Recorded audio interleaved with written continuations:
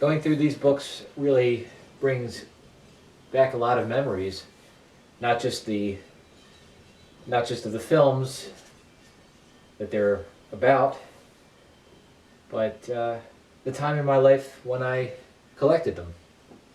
When I was especially interested in reading about certain filmmakers, certain films, thinking about movies. I've been collecting these books for close to 30 years now, some of them. Yep. It's funny looking over these shelves. I have to say it's a lot of memories, but it's also like looking at my own personal relationship with movies in some ways, as I look at books on certain directors, certain movies that really meant a lot to me at a certain time of my life.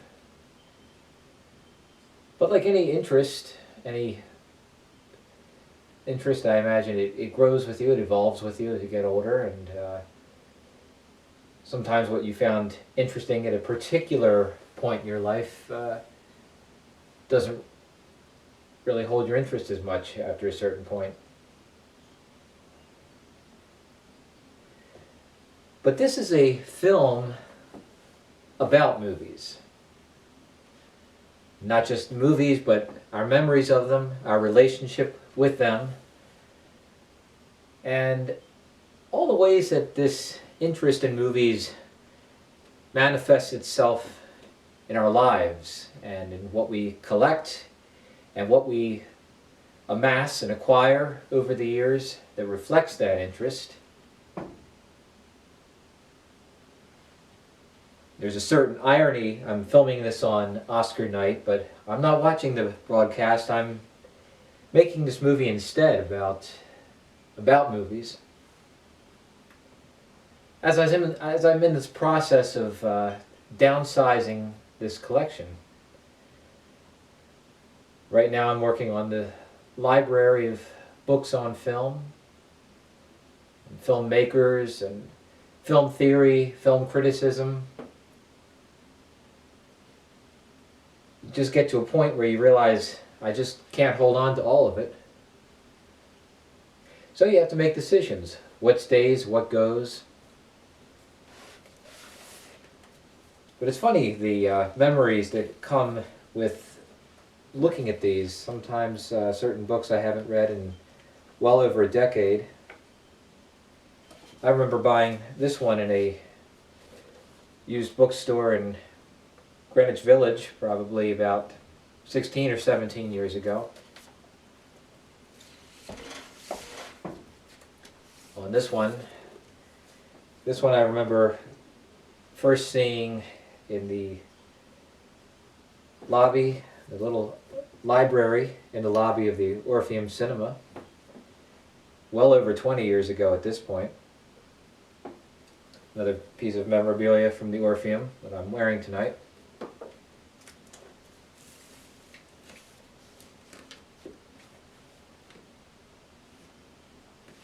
Now I remember, let's see,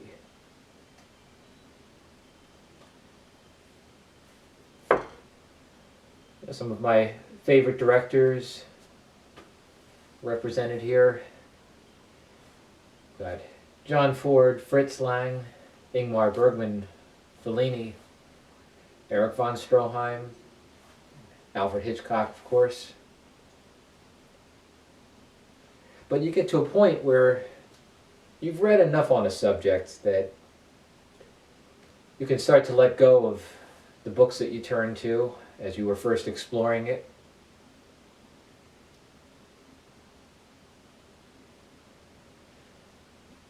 So, tonight I'm continuing the process of going through and culling this collection, boxing up books to donate, hopefully that someone else will get use out of.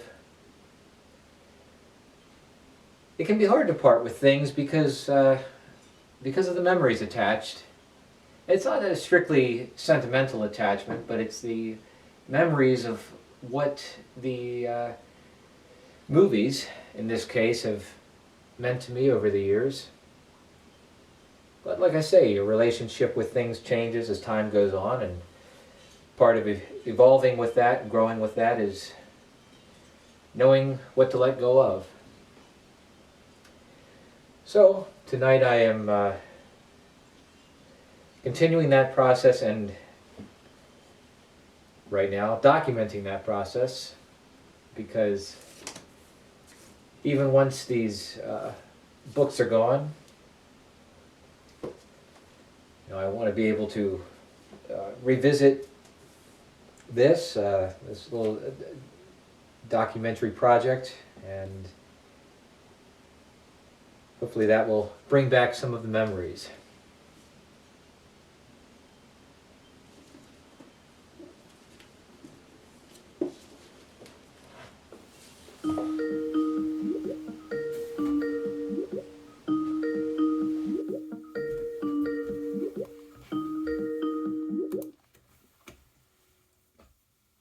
Hey, how's it going?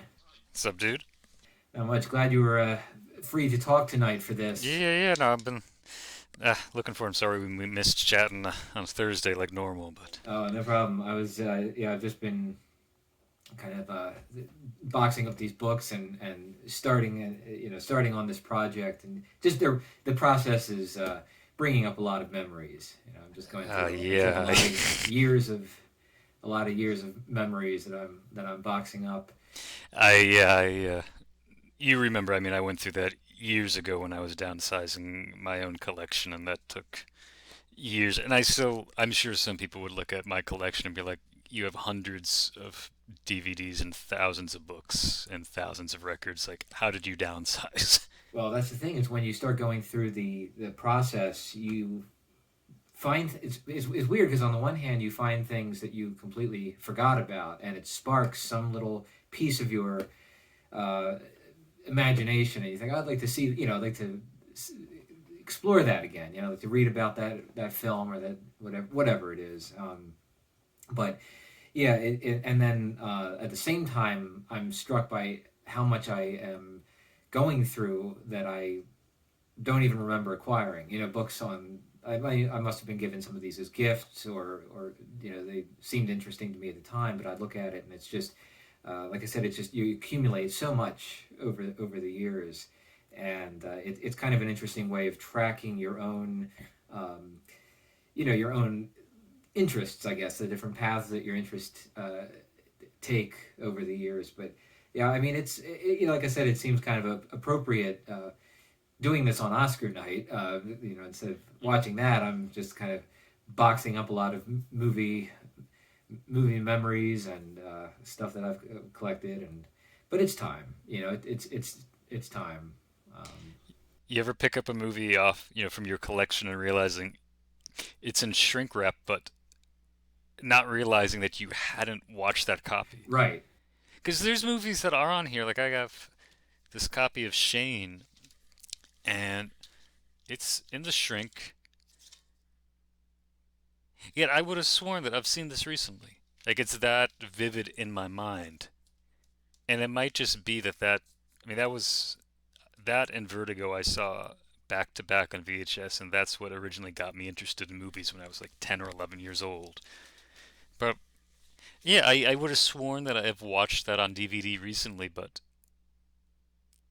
clearly I haven't in the longest time, and little things like that always, I don't know, make me stop and think. Well, that's the thing. That's part of I think why I wanted to sort of document all this as I was making the decision to, really start downsizing, paring things down, kind of calling the collection. It was to, try to at least to have like a little record of it for me to look back on, another 10, 20, 30 years from now and see, because I can't hold on to it all. That's the thing. I just, there's not enough space, and there's no reason to physically hold on to it all. But I thought that's, I kind of had this idea of, well, I should kind of get out the camera and do this process of sort of documenting it as I go through it and see what sort of memories it brings up. But that's the thing, documenting the collection like that, it's going to be interesting to look back on that, in another 10, 20, 30 years. And It's funny you say that because I recently had to get a storage space. There were just too many books in the apartment. and I was chatting with a friend of mine who works at a record store, and we were discussing about this idea of like, can we hold on to everything that we've acquired? And he and I were talking about what you just mentioned, this idea that this collection is in some ways a bit of a biography. You know, the acquiring of this object documents what we were interested in at a particular moment. Um, and he was really emphasizing like there is value in that, that, you know, to have the object or some sort of documentation of that is able to, you know, cement this sort of moment in your life. Yeah, that's a good way of putting it. Actually, that it is like a little snapshot of our interests at a certain time, and um, yeah, it's weird too because when I look through a lot of things, there's always that concern that what if I want to see, what if I want to read this book again or watch this movie again, and then you kind of start second guessing yourself. But I'll say it's like your story about looking at the DVD of Shane that's still in the shrink wrap.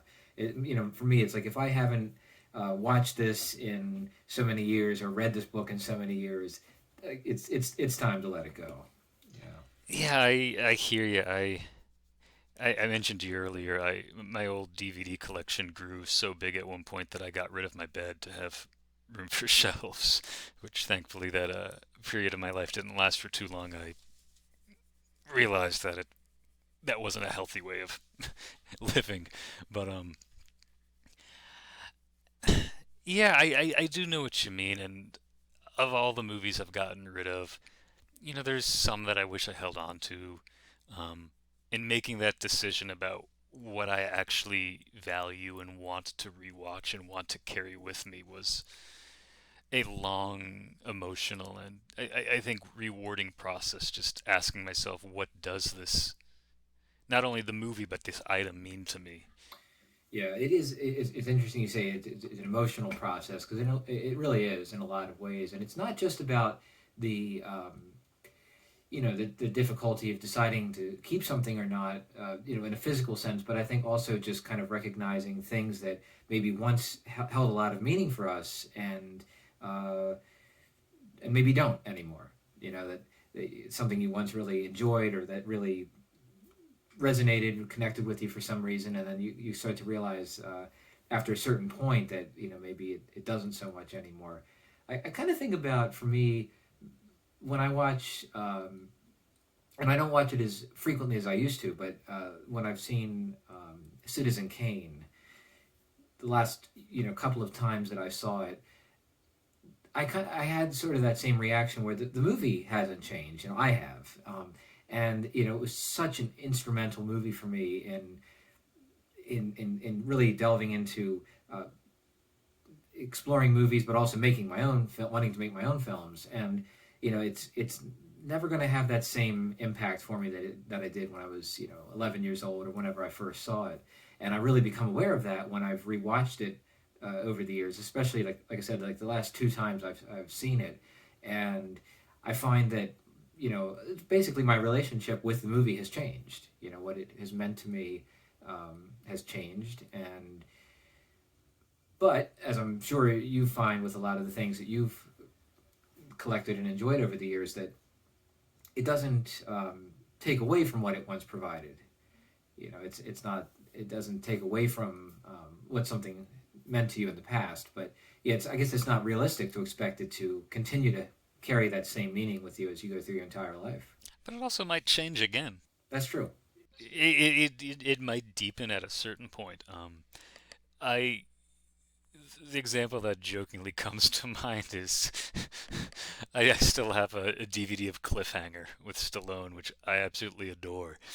And in a weird way, I kind of feel like my tastes have returned in a weird way to kind of like what originally drew me to movies. It's just like, okay, this Cliffhanger and Stallone was definitely like my like youth. That's what I grew up watching.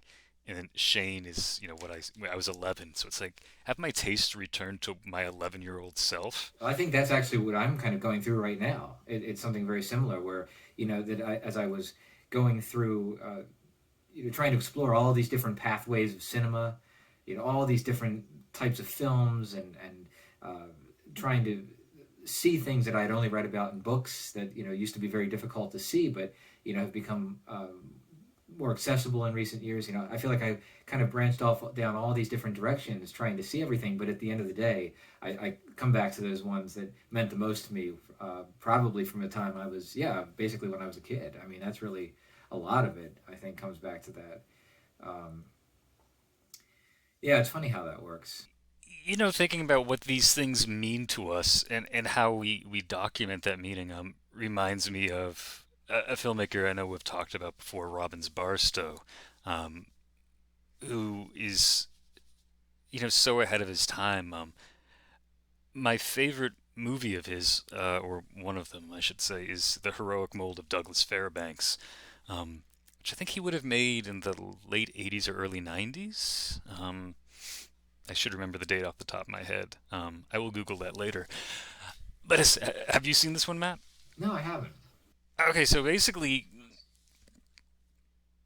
he loved Douglas Fairbanks, and he videotapes his own VHS collection, his books. He, films the screen. He narrates. He's just trying to explain to his family through the form of film why he loves Douglas Fairbanks. Who is this guy? Why is he important? Why is he important to Robbins? And today, something like that's an essay film. You would put it up on YouTube. It would be a bonus feature on a DVD. When he was making that, like nobody was doing that.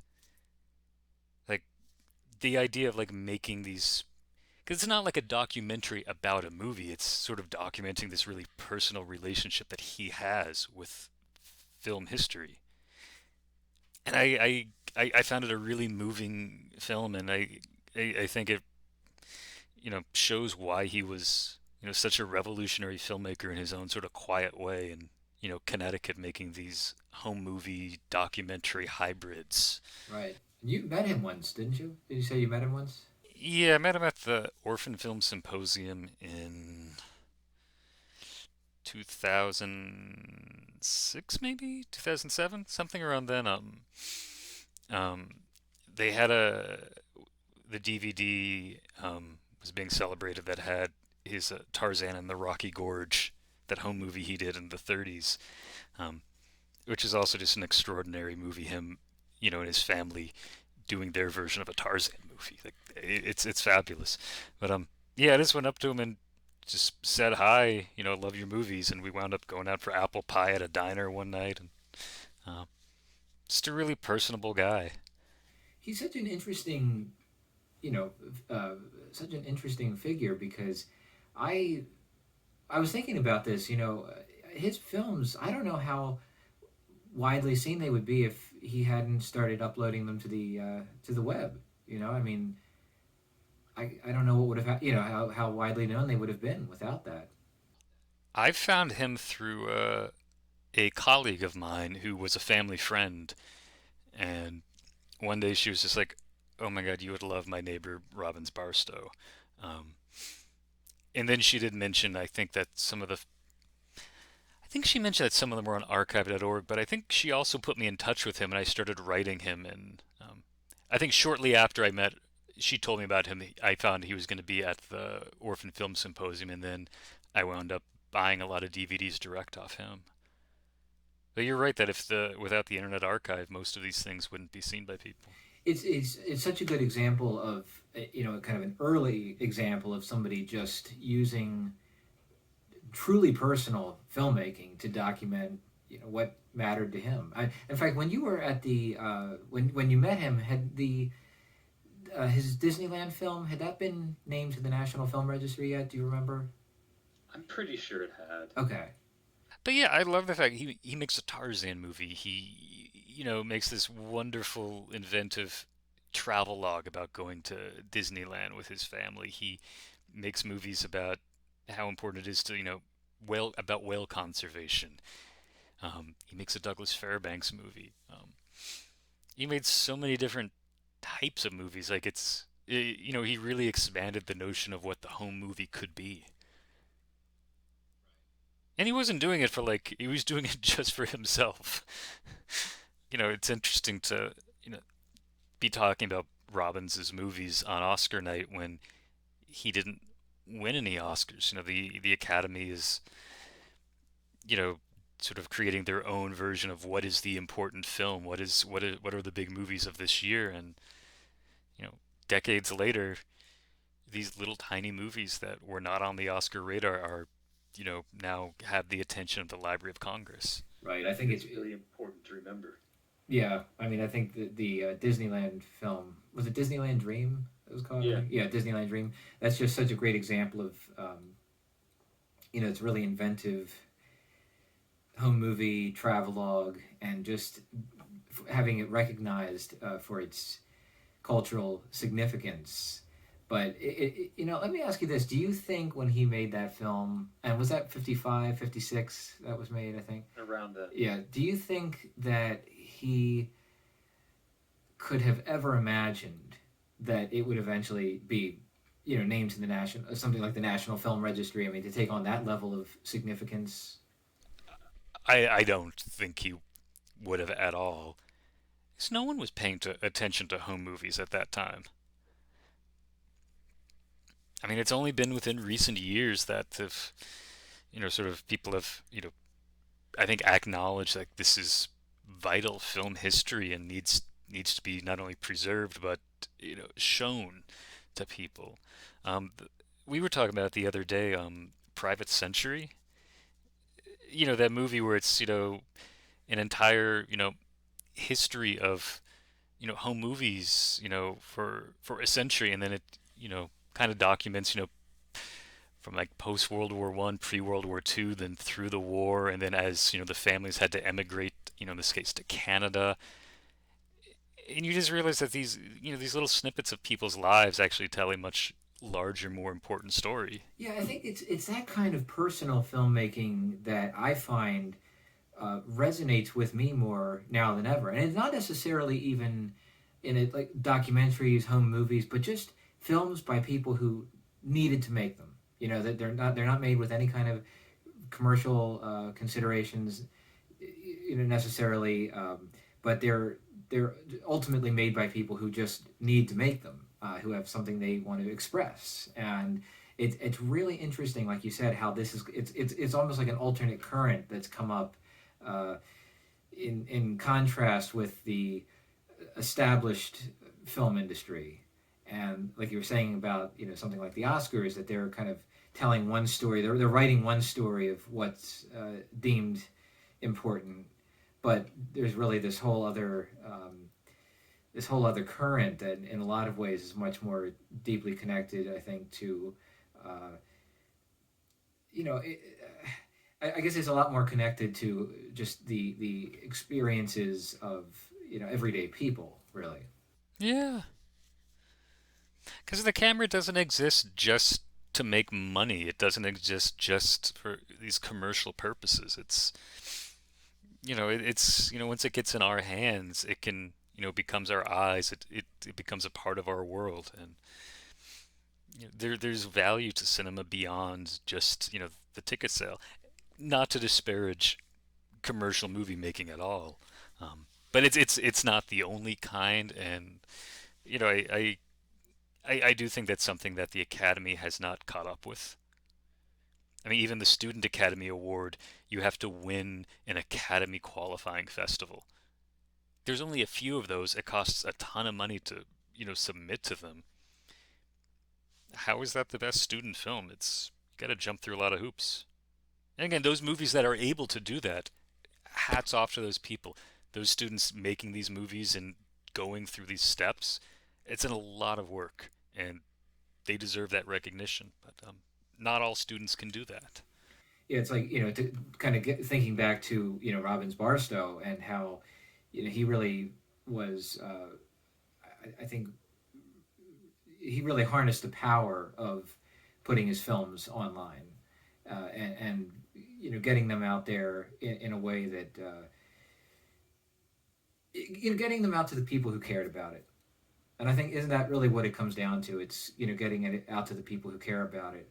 And I think about this a lot in terms of releasing films online. Is that unlike, I think in a Hollywood has that kind of the marketing power, and it's that, making films to be watched by uh, people, audiences all around the world. But when you think about these really kind of personal films, so much of it is a matter of connecting with the right people, connecting with the people who care about them. And I think once that happens, and I think the web definitely facilitates that. And once that happens, it's a really beautiful thing, because it's like it's not just people finding the movies, but they're finding each other, and they want to hear, they want to see more from these people because they care about the perspective that they bring. And I mean, an example that just comes to mind, and I happen to have the DVDs. Who killed Captain Alex? Did you see this one yet? no, I haven't seen that. Oh, it's so amazing. The Wakaliwood, Uganda's first action movie. What's amazing about this is they're filming this using small camcorders. Um, they're making the props themselves. The director invites anybody who wants to be a part of this movie. He says, yeah, you can be, part of this movie. Tell me what you want to do. What are you going to bring to it? What story do you want to play? What character do you want to be? What prop can you make? Everybody's contributing, and it just has so much energy. It has so much passion. There's everybody in it's having fun. It's a special movie and was made for like no money, edited on these like old computers. In the commentary track, he talks about how the power is actually inconsistent, so they would have to edit it in bursts when they could get electricity. Um, and when you're talking about getting it to the people, one of the things I love about this DVD is there's no menu, and there's a little note in there explaining that a lot of the DVD players in Uganda, the people don't have the remote controls anymore. So it just starts, and then as soon as it ends, it begins again with a commentary because they don't have the remote to turn it on or off. And I think it's just like such like a neat little detail. Thankfully, I was able to get a copy of the DVD when Alan Hoffmanis, the producer, came to my workplace, and he was selling them out of his backpack, and I was like, "Yes, I'll buy one off you." But I think they just uploaded it to YouTube. It's it's up there for people to see. People around the world are watching this movie. Yeah, I mean that's the thing, is just disseminating the films is uh, you're gonna find somebody who connects with it. I think that's what's so amazing about this. That talking about that DVD reminds me of at a restaurant. This was about a I don't know, about a decade ago. I was uh, down from New York visiting my parents, and we were having breakfast at this local restaurant, and the at the cash register, they had a stack of DVDs that they were giving away free. And I was like, oh, what's this? I looked, and it was a film made by, I guess she was a member of the local church, and she would make films with. From what I could glean, it was like they're members of their congregation. They would get together and make these low budget films, and they were. I have to say, I actually went back there. It was probably, I don't know, maybe a year later, and they had another one sitting out. So I actually have like two or three of her films, That's and so I would rare. have never heard of these, never encountered them except for finding the DVDs being given away, stacked by the cash register at this local restaurant. And I just think it's just so intriguing to me, because, like I said, it's not just that, I find the movies interesting, but then I find myself wondering, like, well, what else has she done? What other films does she have out there, and is she working on anything now? So I feel like it's this, it's that process of discovery, right? That's what it comes down to. It's that process of discovery, and it all goes from there. That reminds me of the stories of how Daniel Johnston, when he worked at McDonald's, he would dub or he would record copies of his music on cassette and just give the tapes out. And I think at the time he wasn't able to dub copies, so every time he would hit record on a tape recorder and play the album, and then that would be one copy, and then he would do it again. But I love this idea of like, oh yeah, I work at McDonald's. Here's a cassette tape with my music. And it gets it out there. I mean, let's compare this to music. I'm curious if you see, because you're a lot more. familiar with that world than I am. Do you see some connections there in terms of how musicians are using the web to disseminate their work, like similar to indie filmmakers putting their work out on YouTube and other sites like that? People, yeah, musicians are definitely putting stuff online. I don't know if it's just too crowded, it's too crazy, it's too chaotic. There's too many different venues to put it online. It's a wild world. I'm grateful there are ways for me to put the music online, but the problem I run into is how do you connect with people? Um, because it's a lot of these sites don't have a lot of great ways for you to connect with listeners unless they already know to look for you. Yeah, that's an interesting contradiction, I guess, that exists with, I think, with film and it sounds like music too. Is that on the one hand, it's easier than ever to potentially reach a worldwide audience through the web, but there is still that issue of like I said before, discoverability and how do you connect with the right people.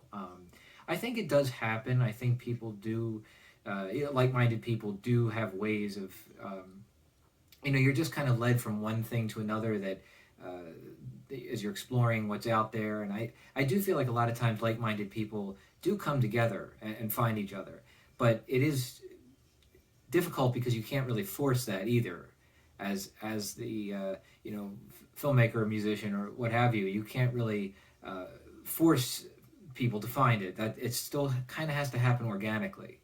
And I mean, you can of course you put it out there and let people know about it, promote it as much as you can. But I do think a lot of that discoverability is yeah, it happens organically. Someone found the hardcore album I put out at the beginning of the year, and within a day of it going up on Bandcamp, they bootlegged it, put it on YouTube, and then posted a link in Reddit. That got far more hits than my Bandcamp page ever did. I still don't know how that person found my music. I'm I wouldn't have made much money off of it anyway. I personally am I'm fine that he posted it. I thought I might actually send the next album to his account and be like, "Hey, can you upload this to YouTube?" Like I appreciate it, but rather than just uploading it myself. But then again, like that's this gets back to the whole issue of the commercial aspect. It's like I don't have to make money off of this music I'm making. I would like to at some point, but for now, just making it is the most important thing and getting it out there. So I'm okay with this guy bootlegging it. Yeah, I remember watching an interview one time with Jonas Mekas, and he was talking about his putting his films online, and somebody asked him something like, what do you do about piracy or whatever, and he said, I encourage it. I encourage people to download my movies and share them. But it definitely gets it definitely gets the work out there, and in terms of people finding something and connecting with it. Well, okay, do you remember I told you about that? They called it the most mysterious song on the internet. Yeah. That's a great example of that. This one song recorded off of German radio back in the early '80s wasn't identified, and here it is like 40 years later, and it's all over the web. People trying to find out the band behind it, the title, and also just the story behind it. How it came to be and how no information exists about it. But it's such a good example. There's something there. There's something in it that people respond to, and I don't think you can't manufacture that. You know what I mean? I feel like that's an example of something that there's just that discovery happens, and there's something in it people respond to. And sure, in that case, some of it, of course, like I think a big part of it is the mystery behind it, but there's still there's still something there that people respond to. So as long as they discover it, of course, in that case, I guess the artists behind it have no idea that it's gone on to this level of notoriety. But um, For Matt, if you want, if we could just go back for a second to the comment about that Jonas made. Putting these movies online. I think if you're an independent filmmaker working outside of the commercial mainstream, you have that possibility because you're making the movie, yourself. You don't have investors. You're not paying a ton of people. You know, you don't have $1 million budget. And I think that's something that's really special about these small, homemade, very deeply personal movies is you don't have that, that burden of the budget. I'm reminded of something that Godard said. I can't remember which movie, but someone interviewed him and said, "How do you feel that your movie made $2,000?" And he said, "Maybe my movie should only cost that much." And I think he's like totally right. Like you know, if you can make it for nothing, for a really small amount of money, you kind of have that freedom to be able to put it out there, to let it exist, and people can find it on their own. And I think there's something really special about that. Oh, absolutely. I agree. I think to me, independent filmmaking really is freedom, and it's freedom to do whatever you want, and it's that freedom from the financial obligations. And I'm always saying, to me, it's also about finding the creative solutions to problems. I enjoy that part of the process a lot. Oh, 100%. I enjoy watching that as a viewer. I was thinking about a movie we've both expressed, a lot of admiration of, Blast of Silence. Oh, hell yeah. Yeah.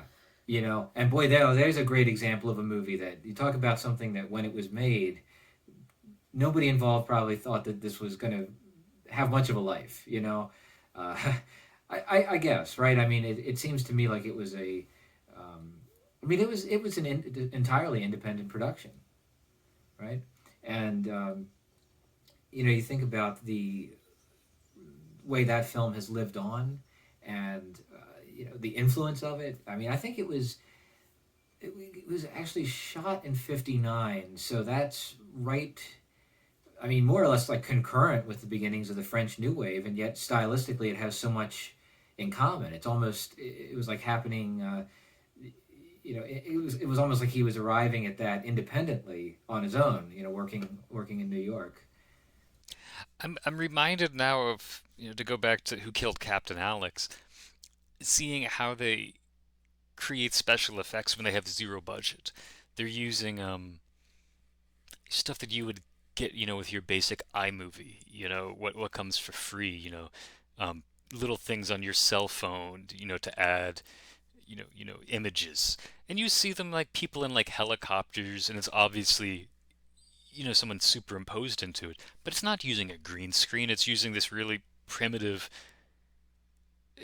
computer technology, primitive to us over here, but like he's able to use it so creatively and so imaginatively.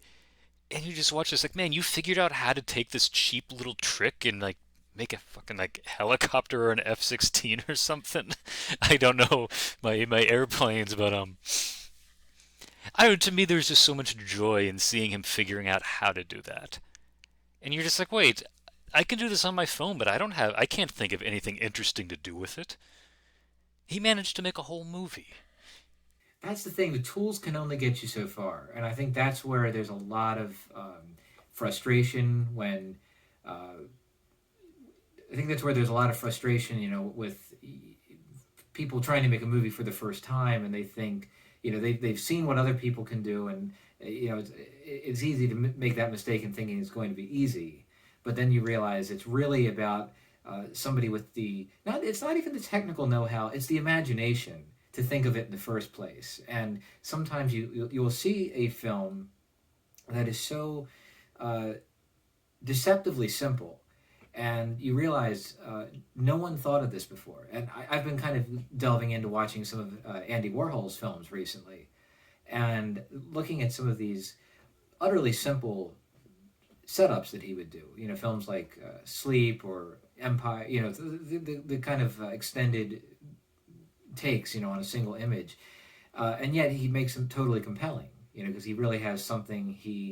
There's always something there that he connects with, and I just think it's really remarkable. I agree, and I'm reminded a conversation I used to have with a buddy of mine when he was starting to getting into filmmaking. He really wanted to watch, not just first movies, but like first attempts at movie making. 'Cause he's like, I don't want to watch, something where someone has a huge budget and, with the backing of studio and they've been working for 15 years, they have all these professionals. I'm trying to make my first movie with a camcorder and myself and my cats in my apartment. I want to watch movies that people made, on that same scale, in decades past. And that became really important for him to see, well, what did other people do with the same sort of limitations that I had? And it was really liberating to see. I agree. I think it's one of the best things that you can do if you're just starting out making films is to look at what people did uh, when they had a similar level of resources. I always thought it would be a fun, fun sort of project to do, especially if I ever had taught filmmaking, which I never have and probably never will because I'm not a filmmaker. But taking those like Lumiere films and trying to remake them today, just be like, cool, take the same concept and do it today. See, can you get that same amount of, to use your word, compelling, content, um, and then do your own version of that, but just like limit yourself to one setup, one shot, 60 seconds. Um, I think it'd be fascinating, and I think hopefully it would be. I would assume it would be educational. Yeah, I mean, think about how economical the Lumiere brothers had to be making those early subjects. Again, I think it's deceptively simple because you think, oh, I'll just take the camera out on a street corner, set it up, and press record, and you can do that. But I think if you look at their films, I mean, the first thing that I've really come to appreciate this about them is the composition. Just Oh as yeah. moving pictures. As photograph like the photography of it. I mean, just looking at the composition and everything that they get in those frames, but then also the action and how carefully arranged they are. When you realize that the action has like a very neat beginning and end, and they really were limited to roughly what was it, like a 50-second shot, I think, with the Yeah. rolls of film they were using. And so you realize that far from just being a kind of um, like surveillance camera style of filmmaking. I mean, they really were carefully arranging these shots, everything from the compositions down to the action within them, and that would be, I think, an interesting, like you said, kind of an interesting exercise for a film student is to go out and try to replicate something like that, and then look at the results and see if it's, uh, look at what the difference is, and think It, about it. Somebody did something similar to this. I never saw it. It's like Lumiere and Company. Yeah. I think Spike Lee was involved. I think so. It's been done before, and I feel like I should just say that I didn't. Someone else had the same idea I did before I did, and got to it. But it doesn't have to end at that one movie. Like people can still do it today. Yeah, this reminds me. I saw a snippet of an interview with Henri Langlois, and he was talking about the Lumiere brothers films, and somebody asked him, if it was like an early form of news reporting, and I think his response was that it was much smarter than news, and that it captured in this because of the very deliberate choices that went into recording these images, that they weren't just it wasn't just a case of going out and capturing a few seconds of raw reality. It was really a very very deliberately composed film, and I think he said that it was that their films capture basically just details about everyday life that a casual news report would not capture. I guess again because of that, there's that difference of the attention to detail that they brought to it. It's funny you bring up Langlois, Matt, because we're dealing with our own collections, and he kept movies in his bathtub, which I don't know about you. I never got to the point of filling my bathroom with my DVDs. Um, but I do think it's worth discussing. What are these things that we're? Is this even a collection that we're collecting, or is it just hoarding objects? I know how I feel, but I mean, how do you feel as you're like going through this collection of yours and you know getting rid of it? Is it a collection? Is it an archive? What is it? What is it that you have collected or gathered rather? Well, I think I think it's kind of grown beyond a collection in a lot of ways because when I started collecting it, like it was really whether we're talking about movies or the books on film, and right now it's really the books that I've been culling through. And one of the things that's really become clear to me is that after a certain point, I started trying to collect a little bit of everything.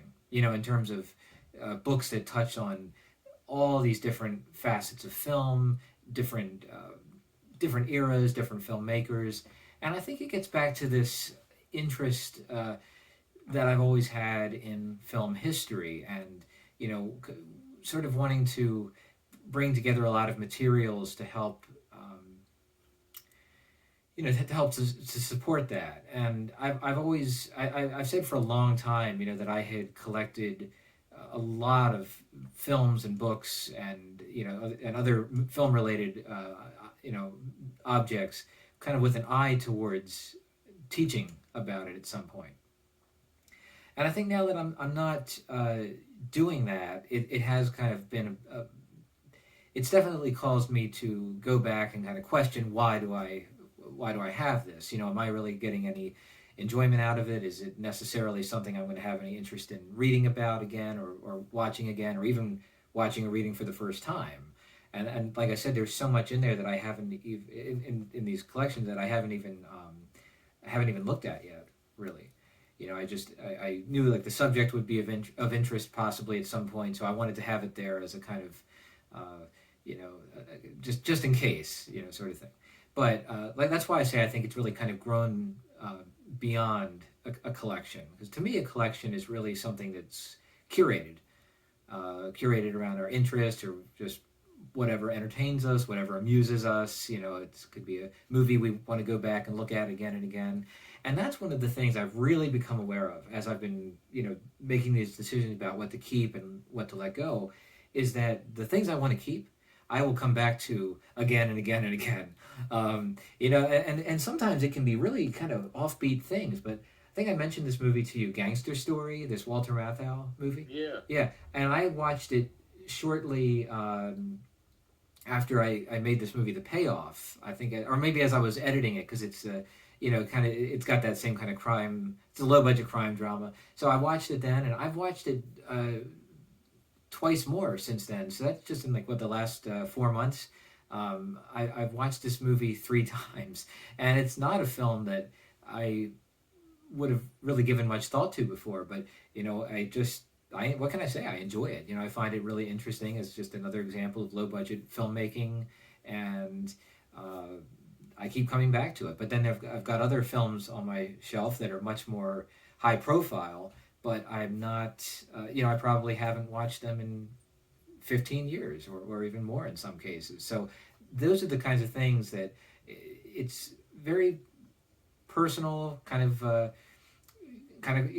quirky or idiosyncratic. You kind of have these like idiosyncrasies in your interests, but at the end of the day, it's like that's what I want to watch, so that's what I'll hold on to. I don't know if you find that with your own viewing habits or reading habits. Yeah, I agree. I kind of came to the same conclusion because, like you, I was considering a career in teaching film history and was gathering everything I could as possible reading assignments or materials for my own research, um, and it just wasn't sustainable to hold on to it. In a weird way, though, I wish I had tried to, or at least tried a little bit harder. Largely because I actually do see value to these sorts of personal collections. And I think that they have the capacity to turn into an archive. Um, but I think the problem faced by collectors, which is faced by all libraries and archives, is how do you hold on to this stuff? Libraries and archives are running out of space. That's why if you try to donate your collection to a library or archive, they're going to tell you no. Um, just the money it takes to provide the space to hold these things, to keep them, climate controlled, to catalog them so you know what you have.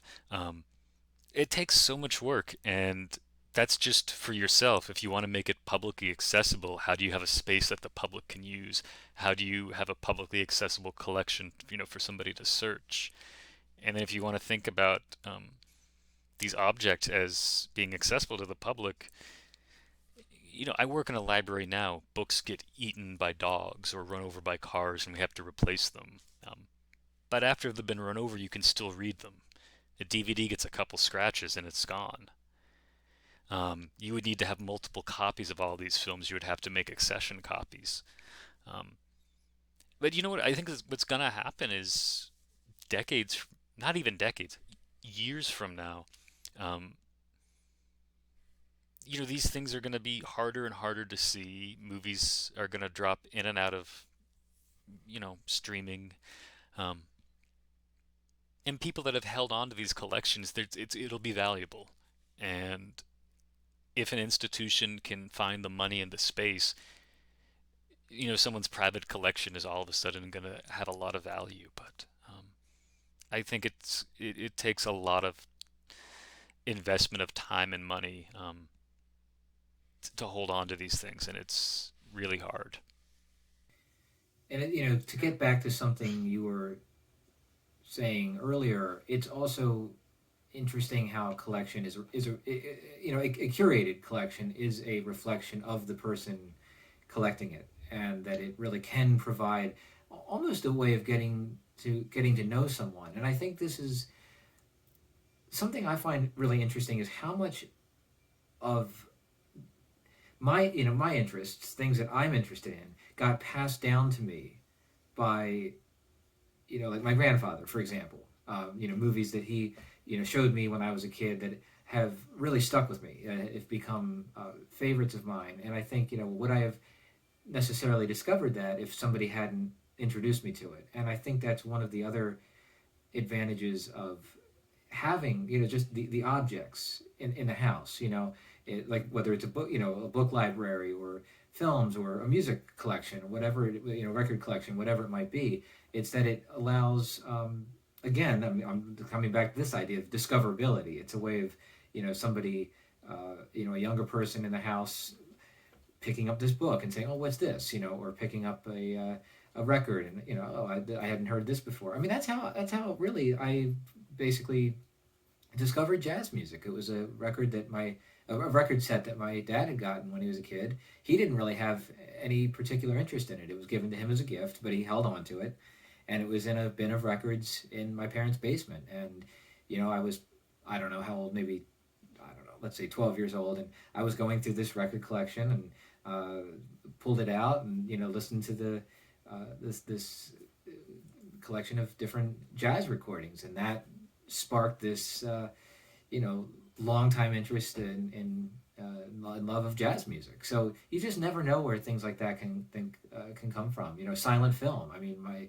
mom had a book on our bookshelf that belonged to her great aunt, and it was a collection of just the it was like the portraits of stars from the silent era, the 30s, the 40s, and pouring through that and looking at all these images, it made me want to. It was like, who were these people? What are these movies? There are all these movies that I could never have imagined, that were made decades and decades earlier, and it just. I guess that's a big part of the discoverability, is it can open up whole worlds to explore. I'm reminded of the fact that as I've been doing a lot of research into pulp fiction and paperbacks, a lot of the universities that have these are the collections of former collectors. Sorry to reuse that word, but it was all one person that held on to this stuff, and they held on to it for long enough that nobody else had it, and because often a lot of people weren't collecting, especially the pulp magazines, and they were able to make that connection with an institution that can give it that home. So these items do have value. In the case of you, it's within the family, the home. In other cases, libraries and archives can provide that point of connection. Oh yeah, I mean, I know when I was a kid, the public library was I would go there every weekend to try to whether it was to borrow movies to watch or books. It was always a place to discover uh, to discover new things. And yeah, I think there's so much value to that. I mean, this gets back to we've talked about this a lot, but it's just this idea of being overwhelmed with choices. And when you have all this information and all this material at your fingertips all the time, it's very, very hard to have those. It can be hard for anything to kind of get narrowed down a little bit, and it makes it difficult sometimes just to choose what to watch, for example. And I'm, to kind of tie this back to the Oscars. We're choosing to talk about Robbins Barstow and who killed Captain Alex. Um, I don't know. To me, that's when I find these movies and find people to talk about them with them, like with you. Reminded that there are people that love this stuff. Nothing against the Academy Award in those movies. That, but that's one version of film history, and um, there are other ways to interact with cinema, other types of movies. And I'm grateful that whether it's home video, whether it's the Internet Archive, whether it's YouTube, alternate avenues. Well, on that note, I'm probably going to sign off here. I think I'm going to probably get back to maybe I'll watch a little movie and just get back to boxing things I up. mean, it's always a pleasure to catch up with you. You as well, and I'm sure we'll talk again soon. Shoot for Thursday. Yeah, sounds good. And thanks again for doing this and kind of sharing bouncing some ideas around with me. I appreciate it. Always good to hear Yeah, your man. thoughts. My pleasure, dude.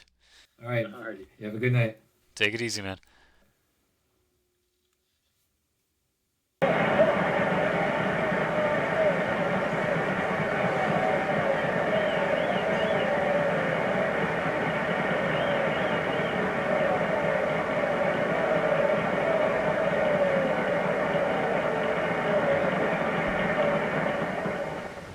What more can we say, Miss Lester?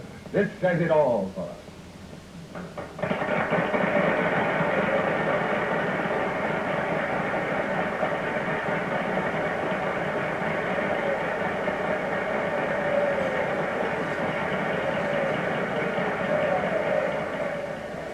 Ladies and gentlemen, when something like this happens to you and you try to tell how you feel about it, you find that out of all the words in the world, there are only two that really mean anything. Thank you. All I can do is to say them to you from my heart. All I can do is to keep on saying them. Hey, that's fine. All the same. That's a very pretty speech, my dear. Very pretty. You said the right thing. I want to be the very first one to congratulate you. I'll let you turn that valuable little piece of bric-a-brac. Now I want to make a speech. Gentlemen of the Academy and fellow suckers, I got one of those once for a best performance. They don't mean a thing. People get them every year. What I want's a special award. Something nobody else can get. I want a statue for the worst performance of the year. In fact, I want 3 statues for the 3 worst performances of the year, because I've earned them. And every single one of you that saw those last masterpieces of mine knows that I've earned them. Libby, start the music. What I'm here to find out is, do I get them or do I get them? Now answer yes or no.